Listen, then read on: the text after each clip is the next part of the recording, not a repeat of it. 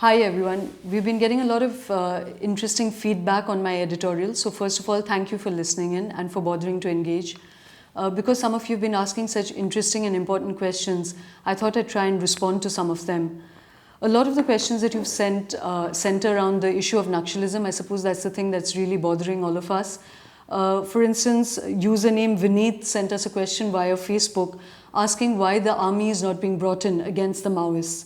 You ask, isn't the army's job also to defend the state against internal threats? And why are there no reports of what the Naxals or the tribals want and what is causing them to resort to violence? Both your questions are actually related and, hold the answer in it itself. There's a very sane reason why the army is not being brought in against the Maoists. First of all, these are not insurgent groups in the sense that they don't want to break away from the country. They are not really threatening the borders of the country, and they're not an outside force. They are people from within the country.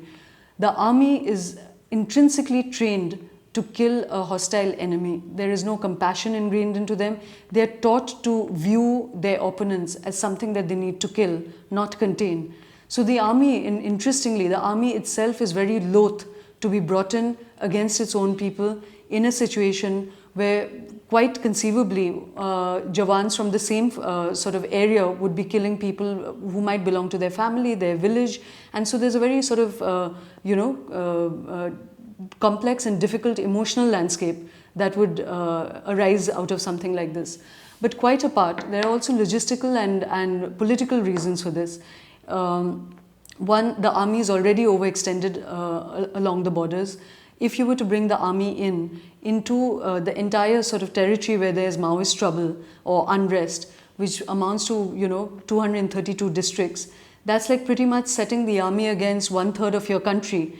Not only would it overextend them, just in terms of what it means for us psychologically would be too damaging to even comprehend.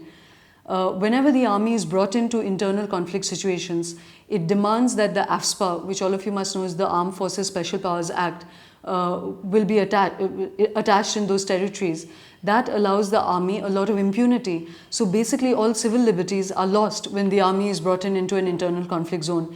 Their rationale is that their boys cannot function except with that because they are trained to be and I use this word not in the sort of negative way, but they're trained to be killers. They're trained to be lethal machines. So when they're brought in a civilian situation, they want that sort of carapace of immunity so that they can do what they've been asked to do, but without being liable for what they're doing. So all of that, as we have seen in the Northeast and as we have seen in Kashmir, solves absolutely nothing, but creates in fact newer and newer generations who are alienated and angry with India and in fact feel cut off from the idea of India. So that's one very cogent reason why the army should not be brought in. Another one of you, username Prashant Vishay, asked through Facebook about the CRPF. You ask, is this a battle of egos? Why aren't we thinking about how many CRPF lives that are being spent on Operation Green Hunt? You're right about this. In fact, Tehelka has done a couple of cover stories on the sheer state of the CRPF Jawans. This is not to demoralize the forces, but again to point to the political establishment that, on the ideological divide, I for one am certainly against military action because I believe the Maoist issue can only be sorted through political dialogue, sustained political dialogue. It's a war of ideas and you have to fight it at that level. In fact, one should lift the ban on them, challenge them to come up above ground, and then it's a war of persuasion. If their worldview is something that the common masses will believe in more than the idea of India that is constitutional, then that is something that we have to fight out at an intellectual and political level. One really cannot fight this at a level of force and military force. But that is my point of view. Insofar as just where the CRPF comes in, and if one even believed in a military response to the Maoist issue, there is still a huge problem because the Home Ministry and all the sort of ministries that are involved with having planned this offensive have essentially sent the sheep out to the wolves, because the CRPF are not really trained for this. They are largely a sort of civilian force which is meant to contain riots, to create law and order. They are not a fighting force. You have sent them out against a completely well-oiled, well-trained guerrilla army that knows its terrain, that lives in that area, that has lived there, grown up there, or been trained with the idea of guerrilla warfare. And you've sent in Jawans there who are not trained for this.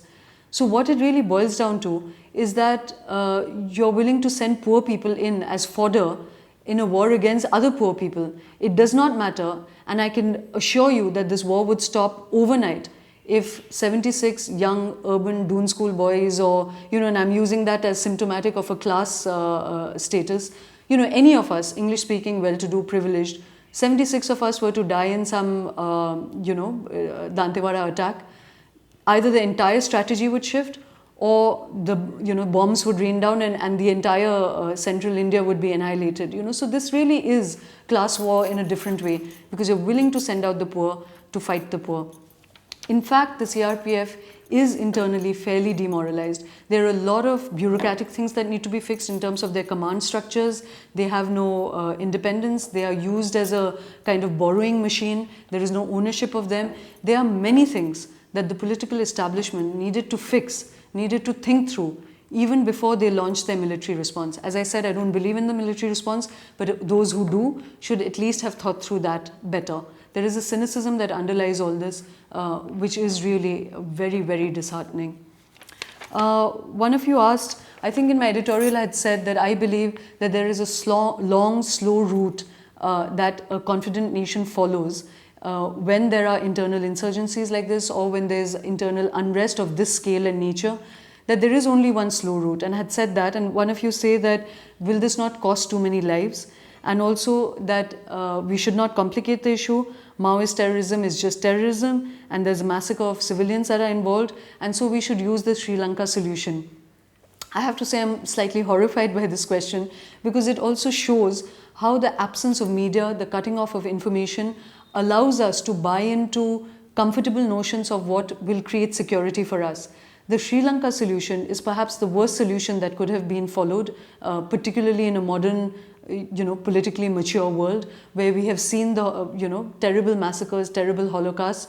To have gone the Sri Lanka route is a terrifying proposition. Not only that, we might believe today that the LTT has been wiped out, but the seeds of what was sown there, I think, are still waiting to sprout. Almost 30 to 40,000 civilians were killed in that last attack against the LTT. We are yet to see what is going to arise out of all the blood that was shed there. The fact that the Sri Lankan government has not allowed any NGOs, any international agencies, any media to go in there and even begin to document this and to record this adds to that feeling of injustice that people there must be feeling, that Tamilians in the camps must be feeling. So to assume that we can even replicate that in a country as populous, as mature, as free as India is a terrifying prospect. If you want to kill 40,000 civilians in India, you can be absolutely sure that there will be a terrible price to pay for it. It might wipe out, as people believe that the Punjab problem got wiped out, but there's a reason why Punjab terrorism lost its base, is because local people turned against the boys who had taken up arms. It was not just because they were, completely strafed out of sight. So that would be my response to why we shouldn't go the Sri Lanka solution way.